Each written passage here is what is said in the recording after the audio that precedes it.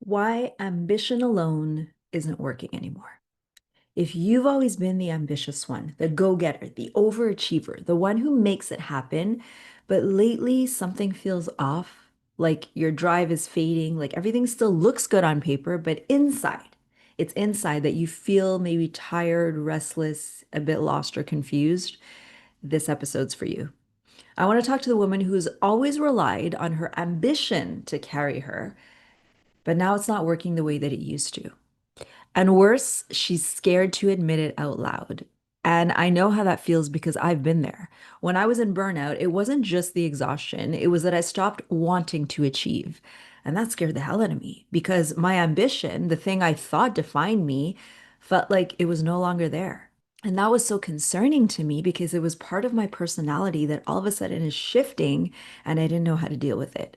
So, today I'm going to walk you through what's really going on when that happens, why it's not about failure, it's actually a sign of growth. That's an important reframe. And I'm going to share what you need to move through. And it's not just about powering through or pushing through, because trust me, I tried that too. These are actionable steps and helpful things that you can do to start moving your way through this transition period of your life. If you're like me, you've probably been praised your whole life for being so driven and capable and responsible. And let's be real, you wear that like a badge of honor.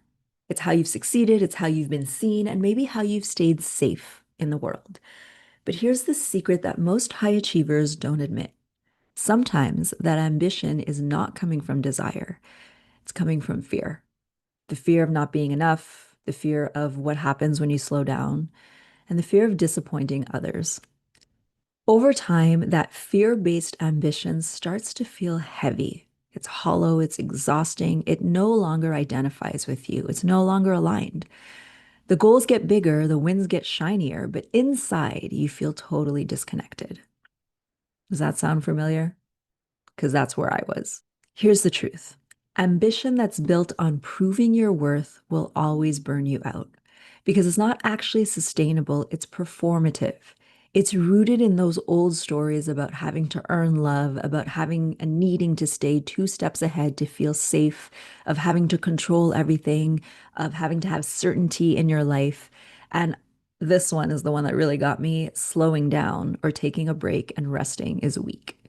So when your nervous system is running on that kind of script 24/7, it eventually taps out. It eventually gets exhausted.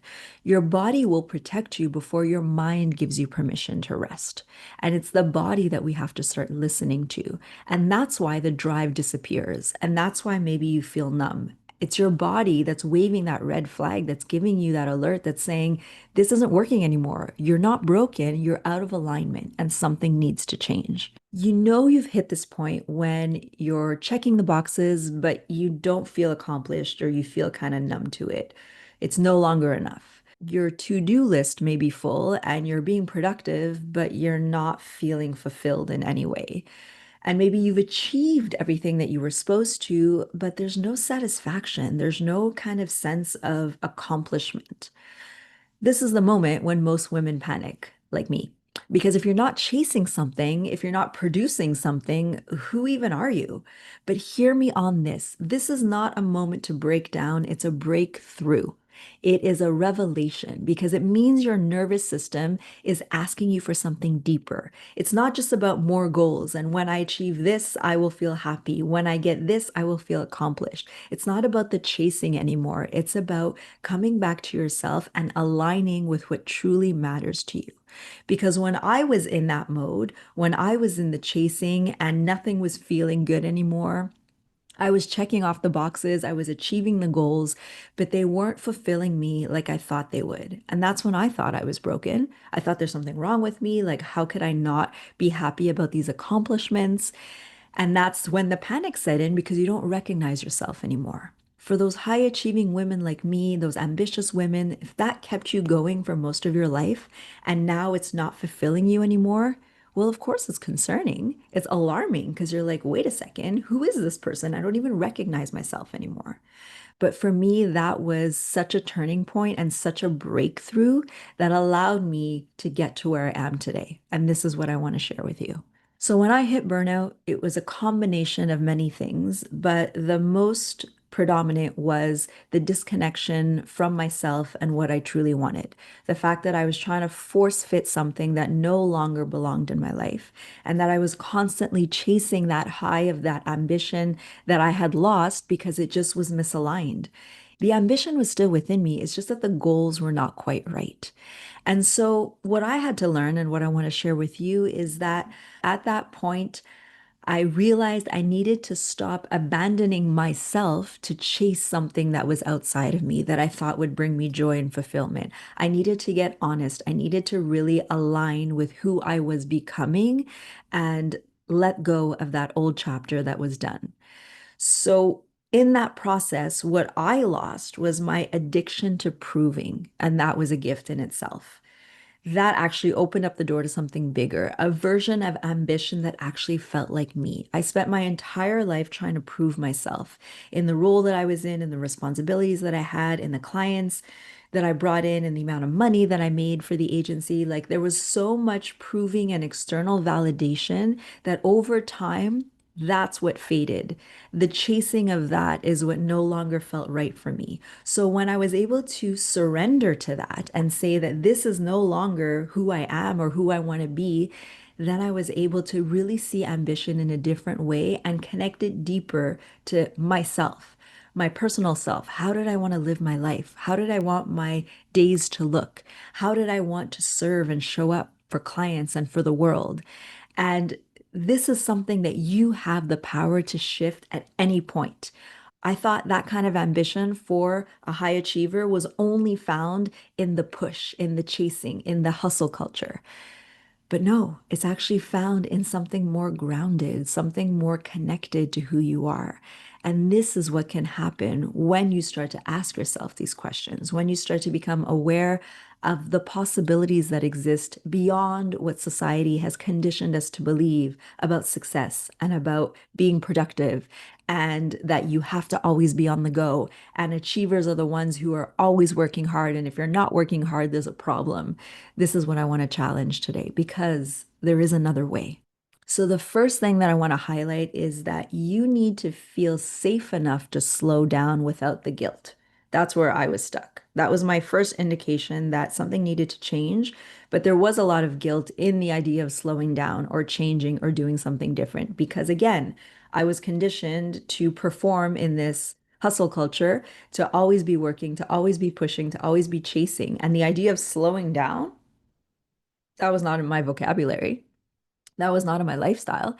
It took years for me in my corporate career to actually take a 2 week vacation. I'm going to say that again. It took me years. I think it took 8 years at least for me to take my 2 week vacation at the same time. I would always take 1 week at a time because I couldn't afford, in terms of the workload, to be away from the agency for more than a week because I knew that when I came back, the work was going to be waiting for me and it was going to be hell to pay.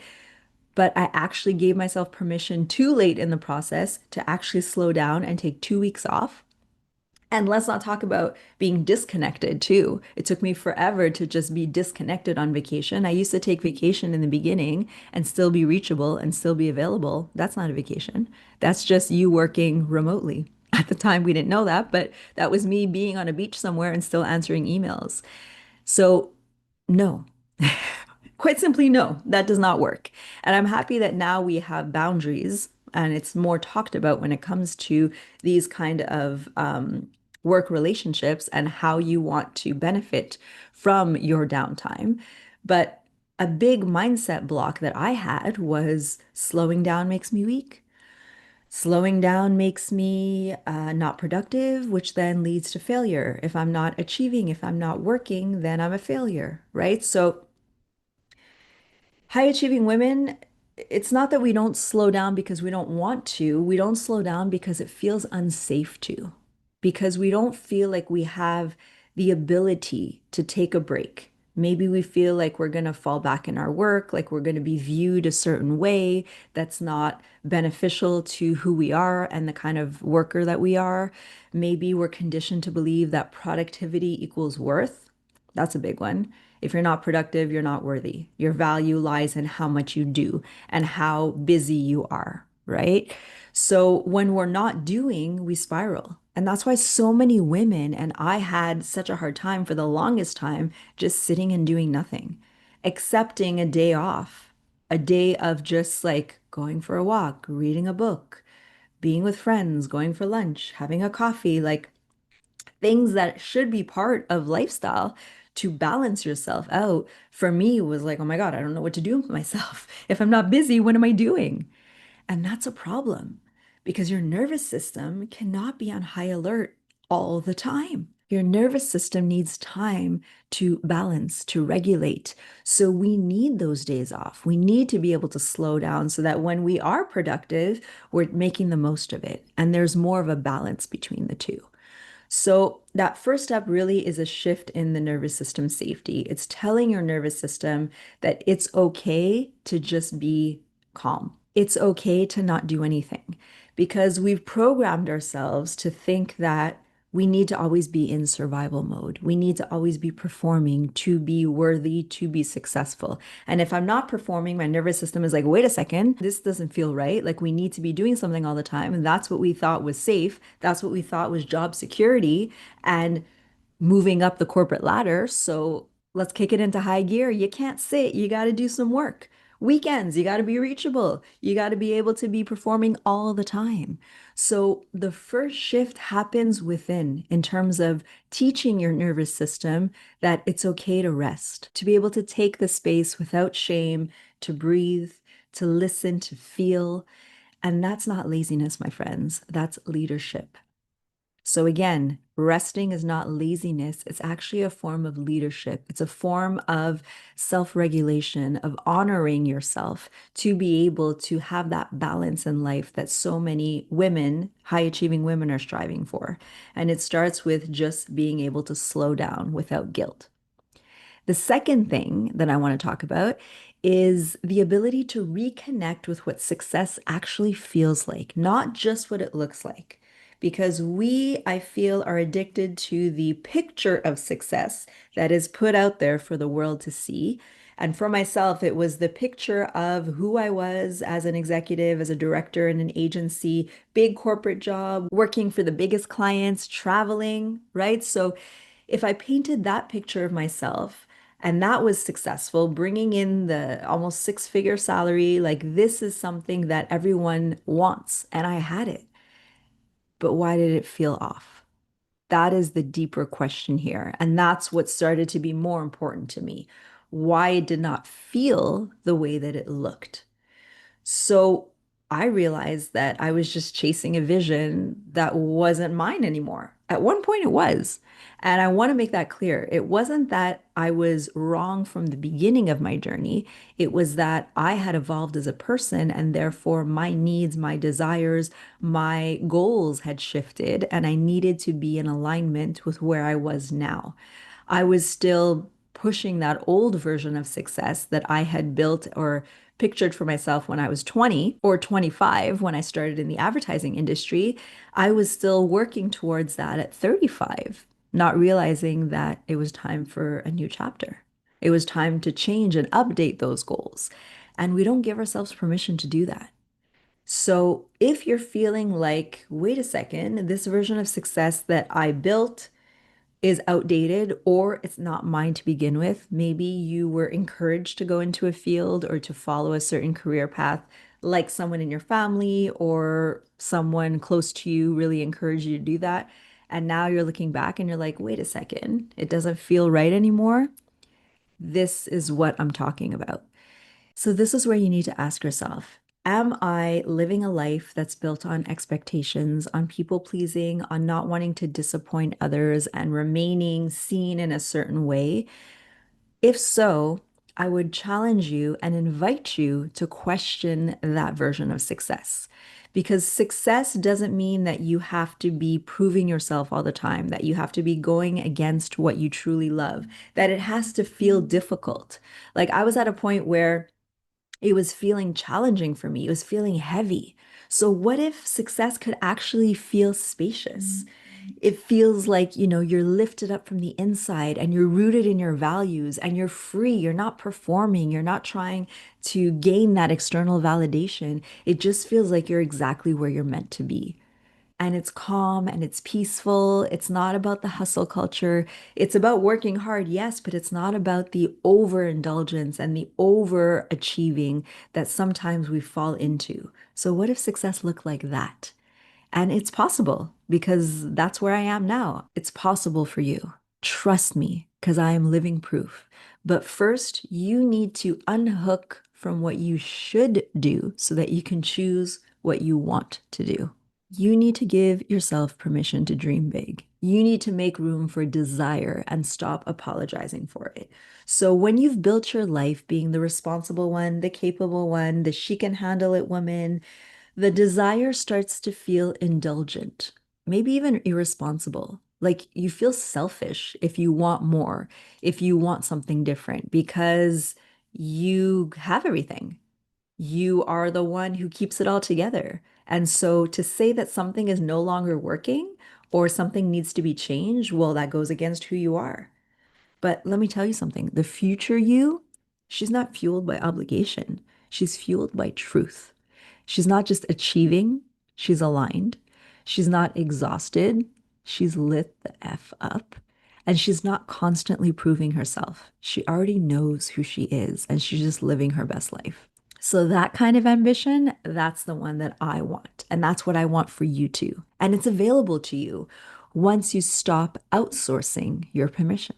But let me be honest, this shift is deep. It's not just about waking up at 5 a.m., starting a new morning routine, doing all the affirmations under the sun. It's about getting to the root of your patterns, to your beliefs, and starting to reframe and shift them and rewire your programming to be able to feel different, to then influence your behavior in that way. Because the minute you start building from truth instead of trauma or survival mode, everything changes. You'll speak differently, you'll choose differently, you'll create boundaries with ease because you put yourself first and you know you're worth that. You'll say yes to what feels real for you, not worried about not pleasing others or making people upset. Like you really just show up for yourself and you say no without guilt because now you realize that this is your life and you get to choose how you want to live it. You get to make the rules, you get to define success, and you get to start shifting those patterns of the high achieving woman who's rooted in the hustle culture, in the people pleasing, in the showing up and looking a certain way, of really just performing for others. And you just get to strip back and be like, this is me, and not be afraid to show up as your true self and not fear the judgment of others because you know who you are and you love yourself and you're confident in who you are and what you can do. That's when ambition becomes real. When ambition is tied to that version of you, that's when it's expansive. That's when it fuels you and it doesn't drain you. That's when you're excited to dive in. And here's the best part. You don't even feel like you need to explain yourself anymore because you know you're in integrity. Your decisions, your choices, they're yours. And you don't need to let others know why because you know deep down that it's just who you are and it works for you. When we feel the need to over explain or defend our choices, that's when we're still trying to please others. That's when we're still living for the validation of others. But when you're just like, this is me and I'm doing this because I know it's what I want for me deep down, that means you've done the work and you've aligned with your values and that version of yourself that you know needs to show up and needs to step into her power because she's been hiding for too long. And this is what I want for you. I know this sounds amazing. I know you're with me because you're a high achieving woman who's done playing by everyone else's rules. You're ready to build success on your own terms. You're ready to be fueled by the type of ambition that doesn't run out, that doesn't have an expiry date if it doesn't receive that validation from others. It needs to be deep rooted within you. It needs to be connected with who you are, what you want, how you want to show up and serve the world. And this is what I want to help you get to. I want you to realize what that means for you so you can build that life for yourself. It takes time. So let's begin to anchor that with one important question. If I wasn't trying to prove anything to anyone, What would I still want? You can journal about it. You could reflect on it on your next walk or workout, wherever you need, meditation, but really start to think, if I had nothing to prove, if I wasn't searching for that validation, if no one knew anything, what would I still want? What would make me happy and fulfilled and feel like I'm really successful in what I do? And you can actually take it one step further and ask yourself, what's one small way I can honor that desire this week, even if it scares me? What's one small action step that you can take? Example, maybe you want to write a book. Maybe you have zero experience in writing, but you really want to write a book. And never mind the judgment of others or others questioning, well, have you ever written before? Like, who are you to be an author? All of that. Strip it away. What do you want? You want to write a book? Go for it. What is one small step that you can take towards that dream right now? Maybe find a title for your book. Find a topic that interests you. Um, anything at all. A small step that seems scary because it's out of your comfort zone. Not that you're not capable, it's just new. It's something that you're trying out, but give yourself permission to just explore, to get curious, to find out what could happen. And that's how we start to reprogram. When we put ourselves out there, when we start to take those little steps to stretch ourselves out of our comfort zone just a bit, that's when the changes begin. That's when we start to reprogram what we think we're capable of. Because if our mind just holds us back every time we want to try something new by saying, you're not capable, you've never done this before, it's going to be difficult, like just stay within what feels comfortable for you, and you listen to it, then you're going to stay in your comfort zone forever. But if those voices come in your mind and you're like, but wait, let me just stretch myself a little bit. Let me stretch the elastic. Let me just put myself out there just a little. Then you start to prove to yourself that you are capable, and you'll take the next step and the next and the next. And that's how confidence is built.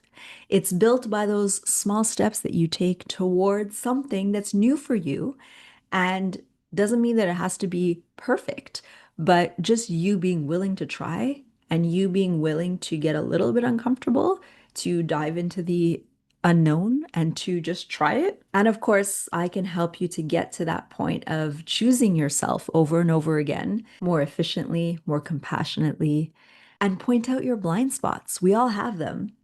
Pointing out your blind spots to be like, hey, have you thought of this? What about this? And just again, opening your mind to the possibilities. I hope this was helpful for you. Let me know in the comments. Reach out to me. I'd love to hear your story. I'd love to hear where you're at. High achieving women, I feel you. I feel you. When that ambition changes, when that drive feels different, it feels scary because we don't know ourselves if we're not the ambitious go-getter, the overachiever.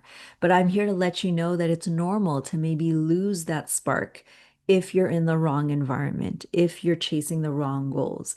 And we're just here to realign, to figure out what it is that isn't working so you can fix it and make it better.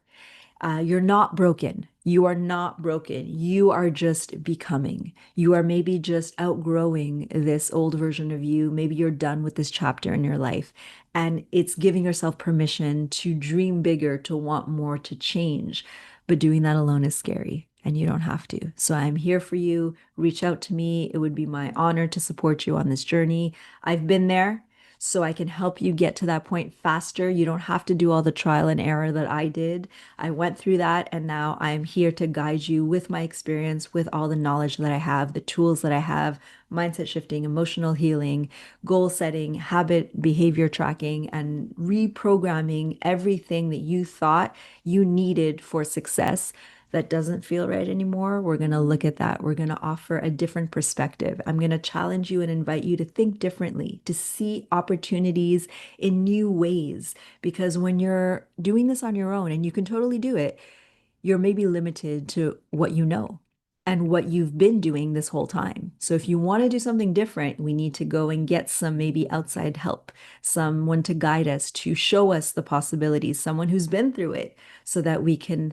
see the opportunity so that we can see all that is possible for us. And that's what I'm here to help you do.